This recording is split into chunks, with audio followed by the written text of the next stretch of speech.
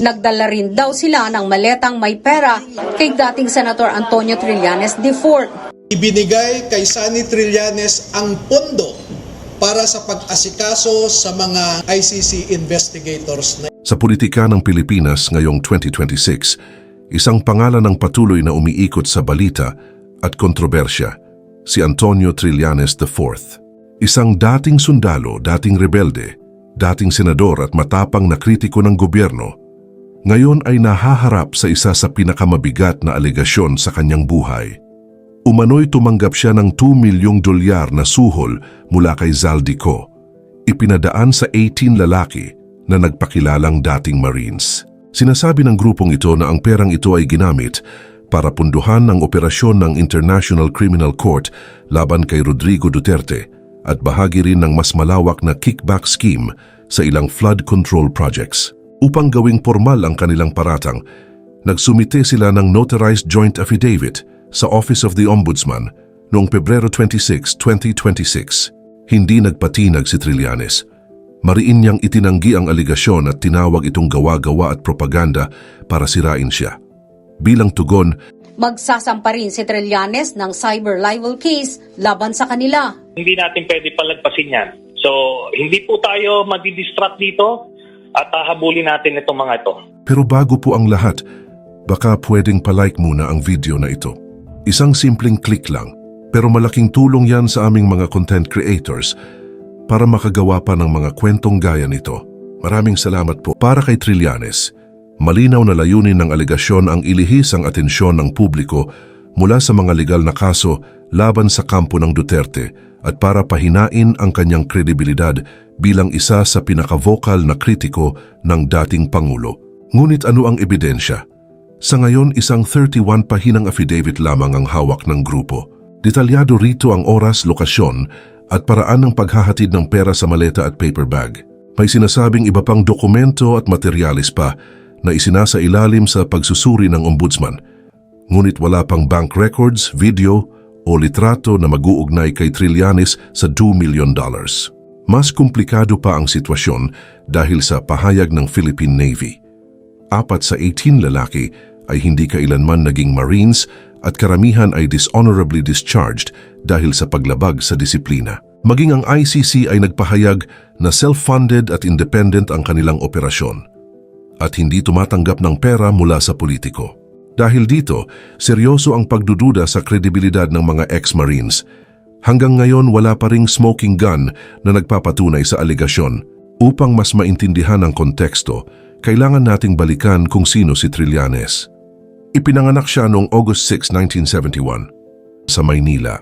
Ang kanyang ama ay isang retiradong Navy captain at ang kanyang ina, si Estelita Fuentes, ay simpleng may bahay at negosyante. Lumaki siya sa Caloocan at nag-aral sa Philippine Military Academy, nagtapos bilang bahagi ng PMA Class of 1995. Bilang opisyal ng Navy, nakilala siya sa kanyang tapang at dedikasyon kabilang ang pagliligtas sa 32 survivors mula sa lumubog na barkong MV Princess of the Orient noong 1998. Ngunit ang tunay na nagpasikat sa kanya ay ang kanyang mga rebelyon laban sa gobyerno. Noong 2003, pinamunuan niya ang mahigit 300 sundalo sa Oakwood Mutiny, pag-okupa sa Oakwood Premier sa Makati upang iprotesta ang umano'y katiwalian sa militar at gobyerno ni dating Pangulong Gloria Macapagal Arroyo. This is not a coup d'etat. We're not attempting to grab power. We're just trying to express our grievances against this government. Ilang taon lang ang nakalipas, noong 2007, muli siyang naging sentro ng kontrobersya nang mag-alsa siya mula sa kanyang paglilitis at okupahin ang Manila Peninsula Hotel. Lahat ng taong naghahangad ng pagbabago, samahan niyo kami rito. Ang dalawang pangyayaring ito ang nagpatatag sa kanyang imahe bilang sundalong handang lumaban kahit labag sa batas. Noong 2007, habang nakakulong, nagawa niyang manalo bilang senador, isang pambihirang tagumpay at patunay ng kanyang kakayahang mag-convert ng kontrobersya sa political capital. Sa Senado, naging isa siya sa pinakaproduktibong mambabatas na may mahigit 1,100 bills na inihain at 90 plus laws na naging ganap na batas.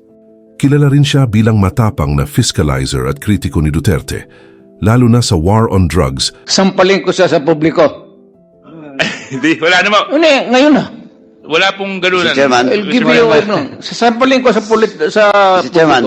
Session Session suspended.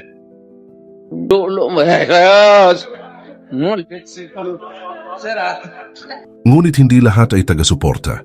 Dahil sa kanyang agresibo at direktang estilo, maraming botante ang na-turn off. Noong 2022, natalo siya sa Senado, pumwesto sa ika-21 na ranggo. Maraming dahilan kung bakit siya natalo. Una, malakas pa rin ang suporta sa Administrasyong Duterte at si Trillanes ay itinuturing na numero 1 kalaban ng dating Pangulo, kaya natural na hindi siya ibinoto ng DDS o Duterte diehard supporters na malaking bahagi ng eleksyon. Pangalawa, naging biktima siya ng negative campaigning at disinformation sa social media. Binansagan siyang destabilizer, traitor dahil sa issue ng China at sundalong kanin dahil sa kanyang militar na background. Pangatlo, limitado ang kanyang solid base. Ang kanyang mga taga-suporta ay karamihan sa oposisyon at sa Magdalo Party, hindi sapat para talunin ang mas malalaking kandidato. Panghuli, maraming swing voters ang na-turn off sa kanyang confrontational style. Sa kulturang Pilipino, mas gusto ng karamihan ang mga kandidato na marunong makisama kaysa sa palaging nakikipag-away. Noong 2025, sinubukan niyang bumalik sa lokal na politika bilang mayor ng Caloocan. Panalo si incumbent Mayor Along Malapitan na nakakuha ng 348,592 na boto. Tinalo niya si dating Senador Antonio Trillanes IV na nakakuha ng 229,774 na boto. Sa kabila ng mga pagkatalo, hindi tumigil si Trillanes. Patuloy siyang nagsasampa ng mga kaso laban sa kampo ng Duterte. Nagsampa siya ng plunder at graft cases laban kina Duterte at Bongo kaugnay ng 7 bilyong halaga ng infrastructure projects, pati na rin reklamo laban kay Sara Duterte sa paggamit ng 650 milyong confidential funds at umano'y anomalous procurement. Patuloy rin siyang nagbibigay ng updates tungkol sa ICC case. Para kay Trillanes, lahat ng ito ay laban para sa accountability at transparency. Ngunit para sa kanyang mga kritiko, ito ay political vendetta. Ang isyong $2 million ay hindi lang kwento ng pera. Ito ay eksena ng politika, manipulasyon at kapangyarihan.